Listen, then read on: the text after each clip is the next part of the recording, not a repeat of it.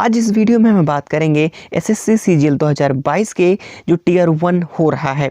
इस एग्ज़ाम को काफ़ी एनालिसिस किया, उसके बाद जो है लाखों छात्रों का जो नया डाटा हमारे पास आ चुका है। हालांकि काफ़ी एनालिसिस के बाद ये चीज़ें पता चल चुकी हैं कि जो हम लोग सोच रहे थे कि आखिरकार जो कंपटीशन है वो कितना कम रहने वाला है, तो ये हकीकत है।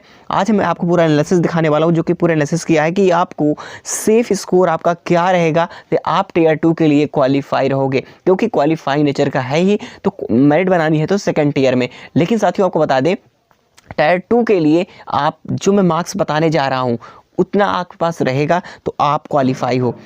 और यहाँ पर हमने जो नॉर्मलाइजेशन का फंडा इसमें है, क्या नॉर्मलाइजेशन क्या है, इसके पहले मैं रेशियो आपको दिखा देता हूँ। रेशियो पहले समझिए कि 2018 से 22 का रेशियो क्या रहा है, उसके बाद आपको समझ में आ जाएगा, ठीक है, कि आपका जो कंपटीशन है वो कितना कम है रेशियो के अकॉर्डिंग देखा जाए तो। क्योंकि कंपटीशन का मतलब ये है कि यहाँ पर कंपटीशन जो आपको दिख रहा है 34 लाख प्लस फॉर्म, आपको पता है कि 34 लाख प्लस यहाँ पर फॉर्म फिलअप हुए हैं। लेकिन जो अटेंडेंस है वो कहीं ना कहीं काफ़ी जो है एस्पिरेंट्स हैं वो सीजीएल के जो एस्पिरेंट जितने भी हैं वो सभी एग्जाम्स को लगभग नियर अबाउट छोड़ ही रहे हैं।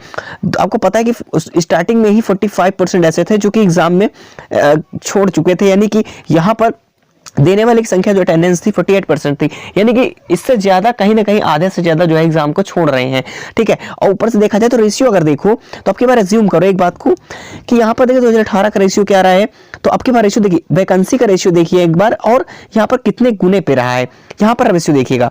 और देखिए 2020 में सबसे ज्यादा वैकेंसी जो है 22 में सबसे ज्यादा है, और यहाँ पर जो फॉर्म की संख्या अगर क्वालिफाइड कैंडिडेट की बात करें तो इन्हें अबाउट 2.5 लाख के प्लस जो है यहाँ पर क्वालिफाई किए जाएंगे टियर 2 के लिए। तो आपको कितने मार्क्स की जरूरत है, तो देखिए अगर देखा जाए दूसरी बात जो वैकेंसी यहाँ पर 2021 में थी, इसमें आप देखिएगा तो यहाँ पर 7686 वैकेंसी थी, लेकिन क्वालिफाइड कितने किए थे 1 लाख प्लस, ठीक है। तो यहाँ पर जो कंपटीशन था वो 14 पर भी लड़के था, कल लड़कों का देखा जाए तो, है ना। तो यहाँ पर सबसे जो रेशियो जो आ रहा है इतने का आ रहा है लगभग 14 से 15 का। लेकिन अब देखिए यहाँ पर वैकेंसी भी दोगुनी है और यहाँ पर क्वालिफाई लगभग 2.5 लाख से ऊपर लगभग 3 लाख के नियर अबाउट जो है होंगे। तो यहाँ पर सोचिए कि उतना ही कंपटीशन फिर उससे कम कहीं ना कहीं बहुत कम है, ठीक। और यहाँ पर मैं बात करूँ कि नॉर्मलाइजेशन में क्या होने वाला है, जो कि नॉर्मलाइज मार्क्स जो है इनके बढ़ेंगे, कितने बढ़ेंगे आखिर का मार्क्स, ठीक है। जिनके कम नंबर है उनका भी सिलेक्शन होगा, आप लोग ध्यान में समझना क्यों कह रहा हूँ। देखिए मैं भी आपको रेशियो मैंने दिखाया, लेकिन आपको कट ऑफ में दिखा देता हूँ। और मैं नॉर्मलाइजेशन मार्क्स कितने बढ़ेंगे मैं आपको बता दूं, कम नंबर वालों का भी सिलेक्शन अब की बार होने वाला है, क्योंकि ये क्वालिफाइंग आप सभी को पता है। तो यहाँ पर देखिए चल क्या रहा है आखिरकार, देखिए अगर यूआर कैंडिडेट मैं जो पिछली बार बताया था लगभग नियर अबाउट उसी के पास है, लेकिन इसमें थोड़ा सा चेंज जो नया डाटा मिला है इसके अकॉर्डिंग ये बात करें तो यहाँ पर आप देखिए कि अगर जनरल कैटेगरी से है तो 120 के आसपास है तो आप सेफ हो, और ओबीसी से 120 के आसपास अगर आप हो सेफ हो, ठीक है। उसके बाद बात करें ईडब्ल्यूएस का तो 100 के आसपास और 90 के आसपास जो है, आप अगर 80 से हो तो एसटी के हो तो 80 नंबर जो है आपके पास है तो आप बिल्कुल सेफ हो। टायर 2 के लिए आप तैयारी शुरू कर दो, ठीक है। तो और बात करें यहाँ पर जो भी कैंडिडेट जो ईडब्ल्यूएस में एक सर्विसमैन है, इन लोगों का मैंने बताया है। और एक सर्विसमैन की बात करें लाइन ब्रोड क्या मार्क्स होने चाहिए, तो लगभग बता दूं कि उनका 70 से प्लस जो है इनका मार्क्स होना चाहिए सर्विसमैन वालों का, ठीक है। तो आप लोगों को इसी प्रकार पीएच कैंडिडेट है तो पीएच का इसी बात 70 लगभग 75 के आसपास जो है मार्क्स रहने वाला है क्वालिफाइंग, ठीक है, ताकि टियर 2 के लिए वो क्वालिफाई रहे। अब बात है सर कितने मार्क्स अगर आपके हैं, मान लीजिए इसे 10 नंबर तक 5 नंबर तक भी कम है तो आप परेशान ना हो, कभी फिर भी आप जो है दे पाएंगे सिलेक्शन, ठीक है। तो आप लोग परेशान होने की जरूरत नहीं है।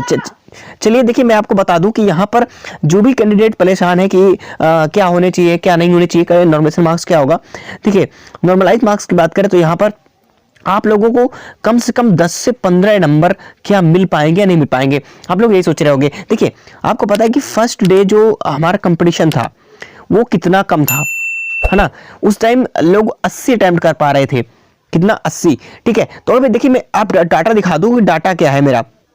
देखिए जो लाखों प्लस छात्रों का जो डाटा नया डाटा हमें मिला है, जो आंकड़ा मिला है, उसके बाद बात करें यहाँ पर आप लोगों को मैं दिखा देता हूँ। यहाँ पर समझिएगा कि मार्क्स का मतलब ये है कि शुरू स्टार्टिंग की बात करें तो यहाँ शुरू से लेकर के अभी तक फिर भी सबसे ज्यादा जो है 70 to 80 मार्क्स जो है अटेम्प्ट कर रहे हैं। अब यहाँ पर समझिएगा कि अटेंडेंस इसका अभी का नया डाटा जो है 70 से 80%, कई बार से यही चल रहा है कि 70 से 80% ज्यादा नहीं हो पा रहे, यानी कि इससे बहुत कम ना ही ना इससे ज्यादा ही है। तो कुल मिलाकर अगर एवरेज कट ऑफ की बात करो तो लोग 70 से 80 कर रहे हैं एवरेज स्कोर। अब 70 से 80 स्कोर कर रहे हैं तो इसका मतलब ये है कि आंसर की मिलान के बाद अगर मान लीजिए मैचिंग के बाद थोड़ा बहुत मिस्टेक बाई जो है एक्यूरेसी जो कम रही है उसके अकॉर्डिंग अगर कम भी होता है तो फिर भी ये 75 के आसपास रहेंगे, ठीक है। एवरेज की बात करता हूँ। तो यहाँ पर अगर नॉर्मलाइजेशन स्कोर अगर 5 नंबर भी आपको मिल रहा है तो आपके फिर भी 80 बन रहे हैं, और 80 को दुगने से मल्टीप्लाई करो तो 160 यानी कि 160 के आसपास मार्क्स आपके बन रहे हैं। तो अब यहाँ पर बात आती है कि अगर आपके पास कितने स्कोर कितना होना चाहिए। देखिए, अगर आप टीयर 2 के लिए क्वालिफाई करना चाहते हैं तो आपके स्कोर जो है मिनिमम कुछ भी अगर अटेम्प्ट कर रहे हो तो 65 अगर आपके अटेम्प्ट हो रहे हैं, इससे प्लस हो रहे हैं तो अच्छी बात है।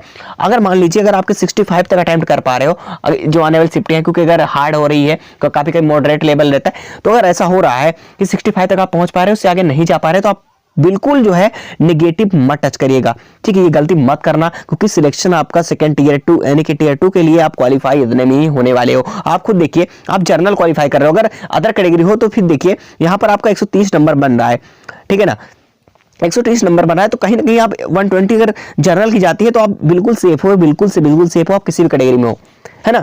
तो आप लोगों को इससे अगर 65 तक बन रहा है, 65 से 70 मार्क्स अगर आप जो है क्वेश्चन अटेम्प्ट कर पा रहे हो तो आप सेफ हो, ठीक है। तो आप लोगों को परेशान होने की जरूरत नहीं, ज्यादा अटेम्प्ट करने की कोशिश मत करिएगा। अगर गलत हो रहा है तो ठीक है, अगर आपको पता है तो अटेम्प्ट करिए, आगे नहीं कर पा रहे तो मत करिएगा, मैं आपसे रिक्वेस्ट करता हूँ, ठीक है। चलिए, मैंने आपको डाटा पूरा सारा दिखा दिया है, तो हालांकि ये चीजें समझ में आ गई होगी। कंपटीशन जो है बहुत कम है। नॉर्मल मार्क्स किनके बढ़ेंगे, देखिए ये डिपेंड करेगा शिफ्ट के ऊपर, कितनी हार्ड शिफ्ट होती है, कितनी मॉडरेट है या इजी शिफ्ट है, इसके ऊपर डिपेंड करेगा, ठीक है। और खास तौर पे ये भी डिपेंड, सबसे ज्यादा जो लोग सोचते हैं कि और सर क्या इसमें डिपेंड करता है, देखिए मैं आपको बता दूं सबसे ज्यादा जरूरी होता है एक्यूरेसी, ठीक है। काफी लोग सोचते हैं सर एक्यूरेसी से मतलब क्या है इसमें, ठीक है। एक्यूरेसी बहुत मैटर करता है आपके नॉर्मलाइज मार्क्स के लिए, ठीक है। नॉर्मलाइज मार्क्स के लिए बहुत जरूरी है एक्यूरेसी का ध्यान देना आप लोगों को। क्यों? क्योंकि देखिए मैं एक पॉइंट समझा देता हूं, समझ में आ जाएगा। काफी लोग कहते हैं हार्ड शिफ्ट ये शिफ्ट के ऊपर डिपेंड है, वो तो है ही, लेकिन एक्यूरेसी बहुत जरूरी है। देखिए मान लीजिए कि आपने 90 अटेम्प्ट किए, 90 क्वेश्चन अटेम्प्ट किए, अब इसमें गलती कितनी हुई आपको बता दें। यहां पर गलती मान लीजिए आपसे लगभग 25 नंबर गलत हो गए, कितने 25 क्वेश्चंस गलत हो गए। तो आप ये सोचिए अगर इतने गलत कर रहे हो तो समझ लीजिए ये लगभग 75 के आसपास एक्यूरेसी आ रही है ना। तो अगर इसे कहीं ना कहीं बहुत डाउन है तो आपको नंबर कम मिलने वाले हैं नॉर्मलाइजेशन में, ये समझना। अगर आपने सही अटेम्प्ट किया, मान 90 है, 90 में मान लीजिए एक्यूरेसी आपकी 99% रही है, ठीक है, या 95% रही है, इसका मतलब ये है कि आपने 90 में से लगभग 85 क्वेश्चन सही किए हैं, केवल 5 क्वेश्चन ही रॉन्ग है। तो इसका मतलब एक्यूरेसी आपकी अच्छी है, तो आपको नंबर जो अगर 2-3 नंबर मिलना था तो आपको 8-10 नंबर भी मिल सकते हैं, अगर शिफ्ट आपकी हार्ड या ईजी रही होगी तो। उसी प्रकार से आपका जो है नॉर्मलाइजेशन होगा। जैसे भी कुछ होता है, नया डाटा प्राप्त होता है, हम आपको बताते रहेंगे। बस इस चैनल से जरूर बने रहिए, क्योंकि इस चैनल पर हमेशा आपको पूरा एनालिसिस करने के बाद आपको पूरी शिफ्टों का जो एनालिसिस होता है, हमने 2-3 दिन में लगभग एनालिसिस करके पूरा डाटा, लाखों बच्चों का जो आंकड़ा है, ठीक है, उन लोगों को आपको शेयर करते हैं। जो चीजें हमें पता चलती है, बताया जाता है हमसे, ठीक है, वो चीजें आपके सामने रखते हैं आखिरकार जो चल रहा है क्या है। तो कंपटीशन बहुत कम है, तो ऐसा मौका बार बार नहीं मिलेगा, इसलिए जो आने वाली शिफ्टों में ऐसी गलती मत करिएगा, क्योंकि 13 तारीख तक एग्जाम है। तो आप जो आ रहे हैं शिफ्ट, वो अगर कुछ गलती कर रहे हैं तो वो गलती मत करिएगा, ठीक है। तो 65 अगर अटेम्प्ट कर पा रहे हैं तो उससे आगे मत बढ़िए। अगर कर पा रहे हैं आगे की ओर कि हम क्वेश्चंस और भी अटेम्प्ट कर सकते हैं, तब तो आप करिएगा, कोई दिक्कत नहीं है। लेकिन साथियों अगर आप नहीं कर पा रहे हो, 65 तक अटेम्प्ट कर पा रहे हो किसी तरीके से, तो आप उससे जाके मत बढ़िए। आप फिर भी टायर 2 के लिए क्वालिफाई हो और तैयारी में लग जाएं, जिनका इतना मार्क्स रहा है जो मैंने बताया। और फिर उसके बाद हम आगे जो भी होता है मैं आपको बताऊंगा। और पिछली बार मैं जो है एसएससी सीजीएल 2022 का मैंने किस प्रकार से 2021 तक में और जो पिछली वैकेंसीज थी उसमें कैसे मैंने क्लियर किया था, लेकिन मेरे डीवी में क्या हुआ क्या नहीं हुआ, इसके बारे में आपको नेक्स्ट वीडियो में बताता हूँ। जैसे एग्जाम खत्म होता है मैं बताऊंगा जरूर डीवी के लिए क्या करना है, आपको क्या गलती नहीं करनी है, ताकि आप लोगों का सिलेक्शन भी समय से हो जाए, ठीक है साथियों। चलिए मैं चलूंगा, आप मिलते हैं अपने एक्सपीरियंस के साथ अगली वीडियो में। अपना अनुभव आपके साथ जरूर शेयर करेंगे।